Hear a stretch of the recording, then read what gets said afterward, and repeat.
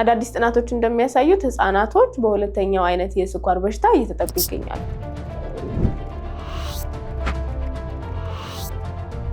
ሁለተኛ አይነት የስኳር አይነት ወይም ደግሞ ታይፕ 2 ዳያቤቲክ የሚባለው ብዙ ጊዜ የሚከሰተው በአዋቂዎች ላይ ይሄም ደግሞ በአመጋገባቸው ምክንያት እንዲሁም የኑሮ ዘይቤያቸውን ባለማስተካከል ከጊዜ ሂደት የሚመጣ ችግር ነው። ነገር ግን አሁን ባለንበት ሁኔታ ህፃናት በተለይ 7 ዓመት፣ 5 ዓመት፣ 4 ዓመት ያሉ ልጆች በእንደነዚህ አይነት ችግሮች እየተጠቁ መሆኑን ጥናቶች እያሳዩን ነው። ይሄ ማለት እየተከተለን ያለነው አመጋገብ በተለይ ከ6 ወር ጊዜ ጀምሮ ትክክል አለመሆኑንና ልጆቻችን ያሉበት የክብደት ሁኔታ ለእድሜያቸው ተመጣጣኝ አለመሆኑን ያሳየናል። ለልጆቻችን ከ6 ወር ጊዜ ጀምሮ የምንሰጣቸው የአመጋገብ ሂደትና ያላቸው የክብደት መጠን ለእንደዚህ አይነት ችግር እያጋለጣቸው ይገኛል።